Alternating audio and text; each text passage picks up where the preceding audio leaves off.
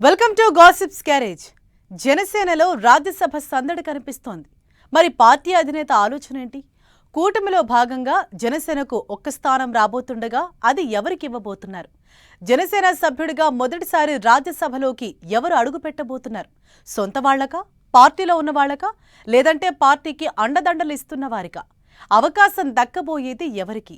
ఇంతకీ పవన్ మనసులో ఉన్న పేరు ఏంటి?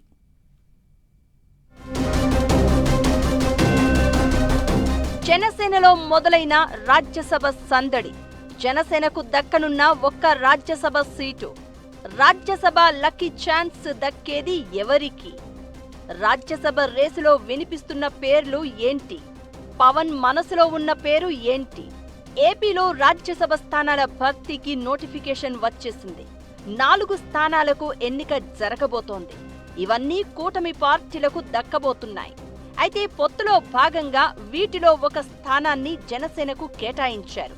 దీంతో ఇప్పుడు ఆసక్తికర చర్చ మొదలైంది. జనసేన తరపున మొదటిసారిగా రాజ్యసభలో అడుగు పెట్టబోయేది ఎవరు?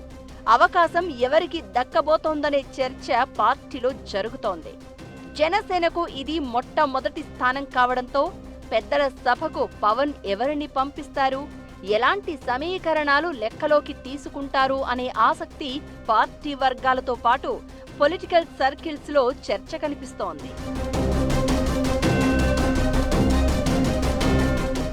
రాజ్యసభ స్థానం విషయంలో పవన్ కళ్యాణ్ భారీగా కసరత్తు చేస్తున్నారు. ఇకటు ఈ ఒక్క స్థానం కోసం ఆశావహులు గట్టి ప్రయత్నాలే చేస్తున్నారు. ఇకటు రేసులో కొందరి పేర్లు కీలకంగా వినిపిస్తున్నాయి. ఆ లిస్టులో మొదటగా వినిపిస్తున్న పేరు లింగమనేని రమేష్. పవన్ తో పాటు చంద్రబాబు, నాదెండ్ల మనోహర్ కు ఆయన అత్యంత సన్నిహితులు.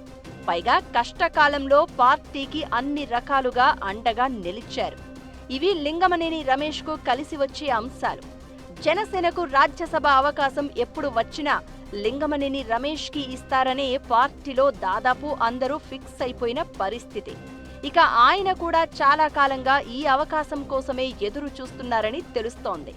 పవన్ కూడా లింగమనేనికే దాదాపు గ్రీన్ సిగ్నల్ ఇచ్చే అవకాశాలు ఉన్నాయని పార్టీ వర్గాల్లో ప్రచారం జరుగుతోంది. ఇకటు లింగమనేనితో పాటు మరికొందరు కూడా రాజ్యసభ స్థానంపై ఆశలు పెట్టుకున్నారు. ఇందులో ప్రధానంగా నాగబాబు పేరు వినిపిస్తోంది. ప్రస్తుతం ఎమ్మెల్సీగా ఉన్న ఆయన ఎంపీగా వెళ్లాలని ఎప్పటినుంచో అనుకుంటున్నారు. గతంలో రాజ్యసభ స్థానాల ఎంపిక విషయంలో నాగబాబు పేరు వచ్చినా అది టీడీపీకి కేటాయించారు. దీంతో ఆయన ఎమ్మెల్సీగా సరిపెట్టుకున్నారు. పొత్తులో భాగంగా అనకాపల్లి ఎంపీ స్థానం త్యాగం చేయడం, మంత్రి పదవి కూడా రాకపోవడంతో రాజ్యసభకు వెళ్లాలన్న కోరికైనా తీర్చుకోవాలని నాగబాబు అనుకుంటున్నారట. ఆయనకు కాని రాజ్యసభ స్థానం దక్కితే నాగబాబు ఎమ్మెల్సీ స్థానాన్ని బాలినేనికి ఇచ్చే అవకాశాలు ఉన్నాయి. నిజానికి బాలినేని కూడా చాలా కాలంగా ఎమ్మెల్సీ పదవి కోసం ఎదురు చూస్తున్నారు. నాగబాబును రాజ్యసభకు పంపిస్తే ఇద్దరికీ అవకాశం ఇచ్చినట్లవుతుందనే చర్చ కూడా పార్టీ వర్గాల్లో వినిపిస్తోంది.